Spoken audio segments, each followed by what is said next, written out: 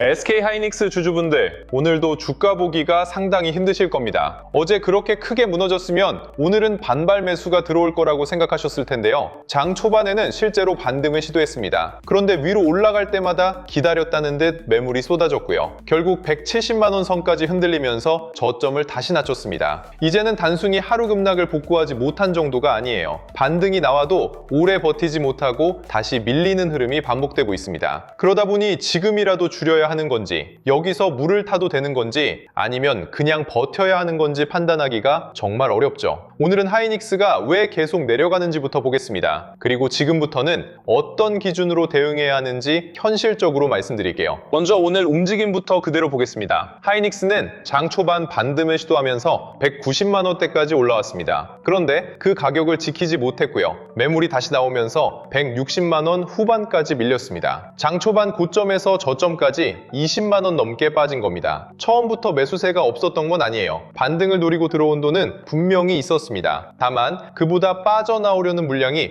훨씬 강했던 거죠. 그럼 왜 반등만 나오면 계속 매물이 쏟아질까요? 가장 먼저 봐야 할 건 지난 상승 속도입니다. 하이닉스는 HBM 선두주라는 평가를 받으면서 짧은 기간에 엄청나게 올랐습니다. 좋은 회사라는 건 이미 시장도 다 알고 있었고요. HBM 수요가 늘어난다는 것도, 엔비디아 공급망에 들어가 있다는 것도, 실적이 크게 좋아질 거라는 것도 이미 주가에 상당 부분 들어가 있었습니다. 그러니까 지금 시장은 하이닉스가 좋은 회사냐를 묻는 게 아니에요. 그 좋은 전망을 지금 가격에서도 더 높게 쳐줄 수 있느냐를 묻고 있는 겁니다. 기대가 너무 높아진 종목은 실적이 좋아도 예상보다 아주 조금만 부족하면 주가가 크게 흔들릴 수 있습니다. 여기에 미국 ADR 상장 기대도 너무 빠르게 붙었습니다. 미국 시장에 직접 상장되면 해외 투자자들이 더 쉽게 접근할 수 있고요. 한국보다 높은 평가를 받을 수 있다는 기대가 커졌죠. 그런데 기대가 현실이 된 뒤에는 오히려 차익 실현이 나왔습니다. 주식시장에서는 자주 있는 일이에요. 재료가 나오기 전에는 기대를 사고요. 실제 발표가 나오면 먼저 들어온 자금이 수익을 확정합니다. ADR 상장 자체가 나쁜 건 아니지만 단기적으로는 재료가 소진되면서 매물이 쏟아질 수 있었던 겁니다. 국내 주식과 미국 ADR 사이에 가격 차이가 크게 벌어진 것도 변동성을 키우고 있습니다. 같은 회사인데 미국에서는 더 높은 가격을 받고요. 국내 주식은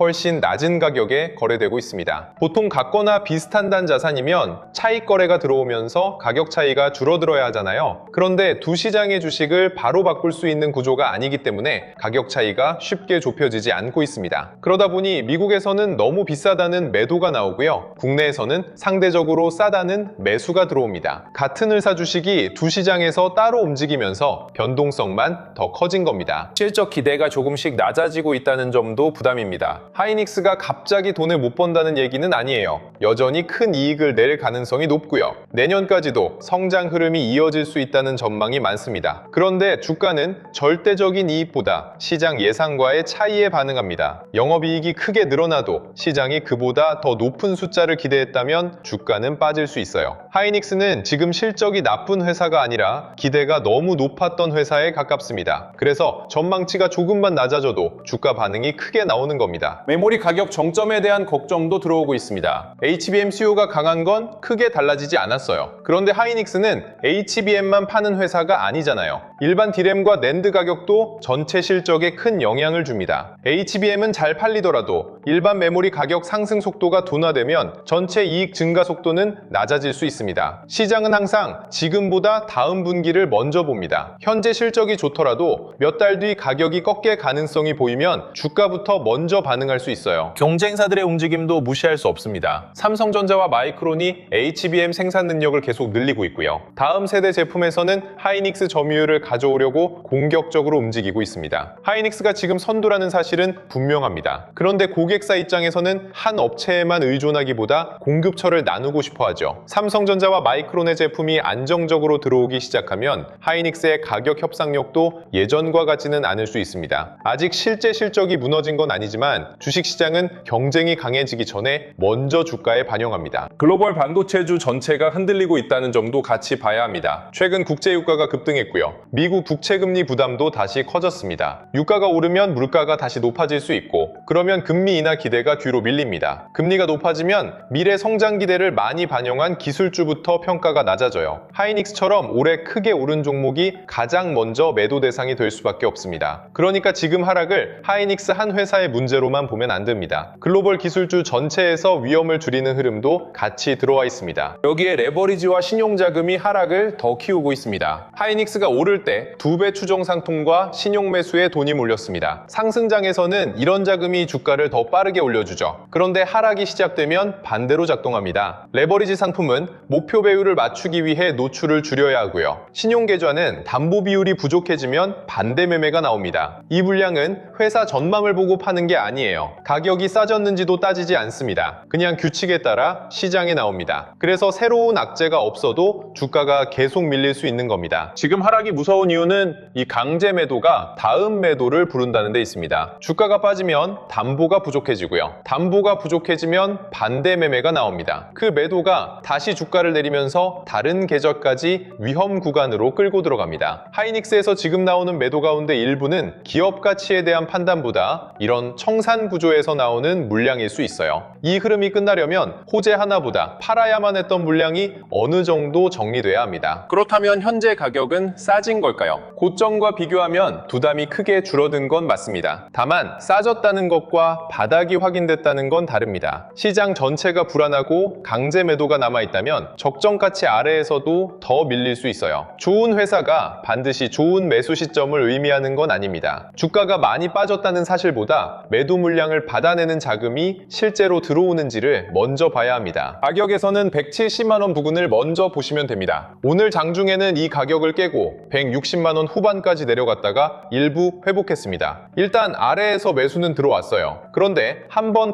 반등했다고 지지선이 만들어진 건 아닙니다. 다시 눌렸을 때 170만 원 부근에서 저점을 높이는지 봐야 합니다. 거래량이 많이 나오는데도 더 이상 저점을 낮추지 않는다면 매도 물량을 누군가 받아가고 있다는 뜻입니다. 반대로 거래량과 함께 다시 무너지고 반등해도 170만 원을 회복하지 못한다면 아직 매도 압력이 남아있는 겁니다. 위에서는 180만 원대가 첫 번째 부담입니다. 오늘 시초가도 이 부근이었고요. 반등할 때마다 매물이 나왔던 가격입니다. 하이닉스가 다시 안정되려면 180만 원을 잠깐 찍는 걸로는 부족해요. 그 가격을 회복한 뒤 다시 눌렸을 때도 지켜야 합니다. 그래야 위에서 나오는 매물을 어느 정도 소화했다고 볼 수 있습니다. 190만 원대는 그 다음 문제예요. 지금은 위쪽 돌파보다 아래쪽 저점을 높이는 게 먼저입니다. 현재 구간에서 가장 위험한 매매는 큰 반등이 나올 때 급하게 따라가는 겁니다. 하이닉스는 하루 변동폭이 워낙 커졌습니다. 장중에 10만 원, 20만 원 반등해도 전체 하락폭을 보면 일부만 되돌린 것일 수 있어요. 화면에서는 굉장히 강해 보이지만 위쪽에는 물린 매물이 많이 쌓여 있습니다. 한번 크게 튀었다고 추세가 돌아섰다고 생각하면 높은 가격에서 다시 물릴 수 있습니다. 이미 보유하신 분들은 먼저 비중부터 보셔야 합니다. 현물로 감당 가능한 수준을 가지고 있다면 급락장에서 바로 전부 정리할 필요는 없습니다. 하이닉스의 HBM 경쟁력과 장기 이익 전망이 하루 만에 사라진 건 아니니까요. 그런데 신용을 썼거나 한 종목에 계좌 대부분이 들어있다면 이야기가 달라집니다. 회사 전망과 상관없이 계좌가 변동성을 버티지 못할 수 있어요. 반등을 기다리는 것보다 먼저 살아남을 수 있는 비중으로 만드는 게 중요합니다. 물을 타고 싶은 분들은 한 번에 크게 들어가지 마세요. 지금은 저점을 확인하는 과정이지 바닥이 확정된 구간이 아닙니다. 처음에는 170만 원 부근에서 저점이 높아지는지 보면서 작게 접근하고요. 그 다음은 외국인 매도와 프로그램 매도가 실제로 줄어드는지 확인한 뒤 판단하는 편이 낫습니다. 180만 원을 회복하고 눌림에서도 그 가격을 지킬 때까지 일부 현금은 남겨두세요. 많이 빠졌다는 건 관심을 가질 이유는 되지만 전부 들어갈 이유는 아닙니다. 보유 비중이 너무 큰 분들은 반등이 나왔을 때 일부 위험을 줄이는 방법도 생각해봐야 합니다. 무조건 전부 팔라는 얘기는 아니에요. 하루 변동만으로 계좌 전체가 흔들릴 정도라면 비중이 과한 겁니다. 반등 때 일부를 줄여 현금을 만들면 추가 하락에도 대응할 수 있고요. 흐름이 돌아서면 남은 물량으로 다시 상승에 참여할 수 있습니다. 바닥을 맞추는 것보다 계좌가 어떤 상황에서도 버틸 수 있게 만드는 게 먼저입니다. 신규 매수를 기다리는 분들은 외국인 하루 순 매수보다 매도 속도를 먼저 보세요. 외국인이 계속 팔더라도 매도 금액이 하루하루 줄어들면 압력이 약해지고 있는 겁니다. 반대로 주가가 많이 빠졌는데도 외국인 매도 규모가 계속 커진다면 아직 비중 축소가 끝나지 않은 거예요. 순매수 전환은 나중에 나올 수 있습니다. 그 전에 매도 속도가 줄어드는 변화부터 나타납니다. 미국 ADR과 마이크론, 삼성전자 흐름도 같이 보셔야 합니다. 마이크론과 삼성전자까지 함께 약하면 시장이 메모리 업종 전체를 걱정하고 있는 겁니다. 반대로 두 종목은 안정되는데 하이닉스만 계속 밀린다면 ADR 상장 이후 포지션 정리와 하이닉스 자체의 가격 부담이 더 크게 작용하고 있다고 볼 수 있어요. 같은 반도체 안에서도 원인이 다를 수 있기 때문에 하이닉스 차트만 보면 판단이 늦습니다. 하이닉스가 바닥을 만들고 있다는 신호는 복잡하지 않습니다. 170만 원 부근에서 저점을 더 낮추지 않고요. 거래량이 많은데도 가격이 버티며 외국인 매도 규모가 줄어드는 모습이 나와야 합니다. 여기에 미국 ADR과 마이크론까지 추가 급락을 멈춘다면 바닥의 신뢰도가 높아질 수 있습니다. 이게 하루에 전부 나올 필요는 없어요. 하나씩만 확인돼도 매도 압력이 약해지고 있다는 얘기입니다. 반대로 170만 원을 거래량과 함께 다시 깨고요. 반등해도 그 가격을 회복하지 못하며 외국인과 기관 매도까지 커진다면 아직 청산이 끝나지 않은 겁니다. 이때는 싸 보인다는 마음보다 현금을 남기는 게 먼저예요. 가격이 내려올수록 물을 타고 싶어지지만 기준 없는 추가 매수는 계좌 위험만 키울 수 있습니다. 하이닉스의 장기 전망을 완전히 부정할 필요는 없습니다. HBM 수요는 여전히 강하고요. 기술력과 고객 관계도 하루 만에 사라진 게 아닙니다. 다만 장기 전망이 좋다는 사실이 단기 수급 충격을 바로 끝내주지는 않습니다. 좋은 회사도 강제 청산과 위험 회피가 겹치면 적정 가치 아래로 내려갈 수 있어요. 지금은 기업의 장기